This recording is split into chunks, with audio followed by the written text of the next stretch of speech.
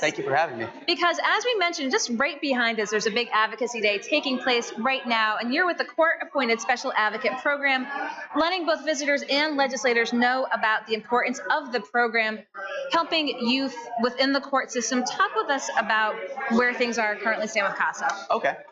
So right now, it's actually, as some of you know, I'm sure, National Child Abuse Awareness Month. So that's the main reason that we're here at the State House today, to let everyone know what we do. Here in Rhode Island, there are many kids in the system, and not that many attorneys to cover them. So these attorneys have very large caseloads, understandably. And so we're here because we need volunteers, really, people who can donate time, not really that much time, but just can go and meet with these kids and be positive role models and make sure that their voice is heard in court.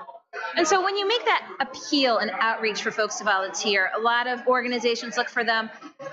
Do folks say, oh, can I possibly do this? Is it just really the willingness to give time and involvement? You don't need a legal background. Oh, absolutely. So many people are teachers. We have a lot of retirees who find that they have time on their hands, who are willing to volunteer. But it's really just 5 or 6 hours being able to sit down with a kid and really make sure that they know what's going on and that their voice is heard.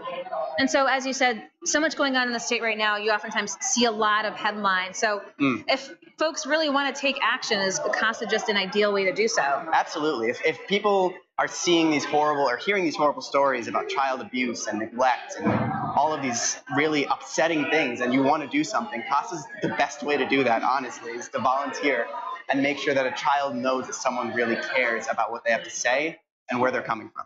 And talk with us about your path to CASA. How long have you been involved for, and what should folks know? I've been with CASA for about 5 weeks. I'm an intern who is on the process of becoming a volunteer. Oh, fantastic. So, I heard about it through my school, and I spent less than a week at the office and was like, I just fell in love with the work. It's really noble. I've met with a bunch of kids that are just, they're kids. They're great, and they need someone to be there to let them know that what's happening isn't their fault and that they're being heard.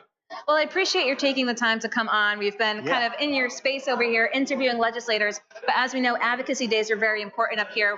Absolutely. We want to let not just visitors and legislators, but the general public know what it is that folks are up here doing. So Mike Depascale, thank you so much for coming on. Thank you. I wish you the best moving forward. Just 5 weeks. We'll have more links for this afterwards, so we'll be right back here at the Rhode Island State House on GoLocal Live.